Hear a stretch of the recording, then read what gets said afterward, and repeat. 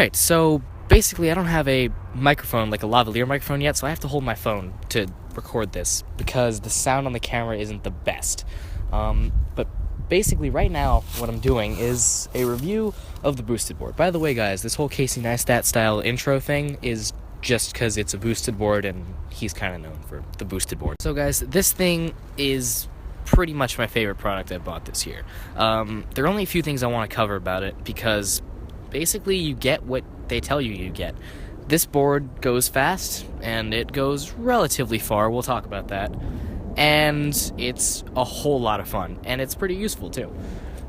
First thing, fun factors off the scale. This thing is way better than the hoverboard and all that stuff. It's 15 pounds, so it's a lot lighter than the hoverboard. I don't know if that matters to a lot of you guys, but if you're going to be doing what I do, which is taking on the train and then go pretty much anywhere with it, it's really nice to have it be relatively light and easy to carry. Just for comparison, the hoverboard is 22 pounds, so this thing's only 15, and it's way bigger, so it kind of feels like, you know, nothing when you carry it around. So guys, there's only one confusing thing that comes with buying this board, because when I bought it, I thought, you know, great, it's awesome.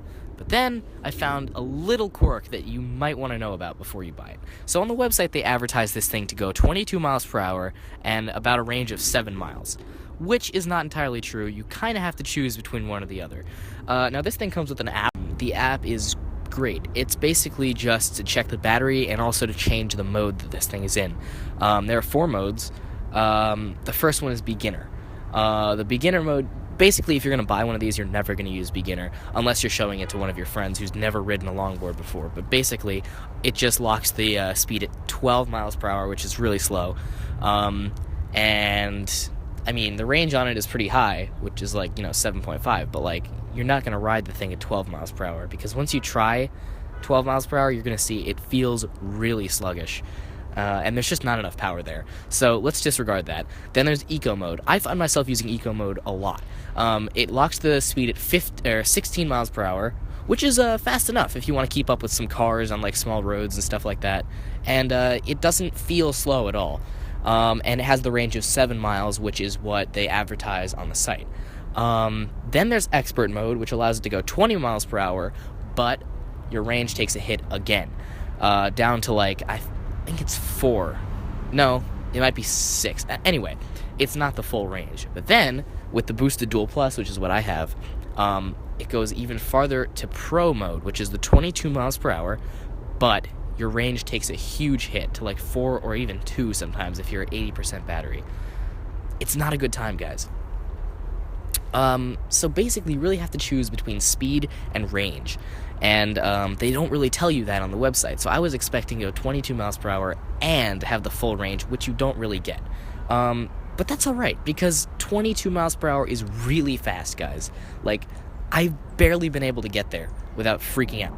It's really fast. And 16 is fine if you're just commuting. So I use that all the time, pretty much, unless I'm trying to go fast and have fun. But throw it into eco mode and you'll be fine with the range. So guys, this thing, verdict, amazing product. I'm absolutely obsessed with this. I use it every day. But there's one thing, one really annoying thing that is also a problem with the fact that it's a longboard and, you know, you don't really ride them in this condition, but rain. This thing isn't waterproof. I thought it was because in one of the videos I saw of a guy using it, he ran over a puddle and it seemed fine. This is not actually waterproof. And I kind of found that out the hard way. I have yet to figure out if I screwed it up. I don't know if I did. But, yeah, don't run over any puddles. And the reason I say this is because I got this thing during a, like, week-long rainstorm, and I couldn't ride it. I tried riding it in the rain. Was not fun. You shouldn't do that, not only because it's not waterproof, but also because, you know, longboard with this kind of wheels in the rain is not fun. It slides a lot. It gets a little bit scary. Yeah, don't do that. Anyway, guys, that's basically all I have to say. I mean, you can find anything you need to know about this thing on their website, aside from the speed and range thing.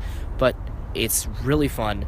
It's super useful to get around the city because, you know, Ubers are expensive, taxis are expensive, and you could argue that this is expensive, but it's also a lot of fun, and waiting around the cold for an Uber is not very fun.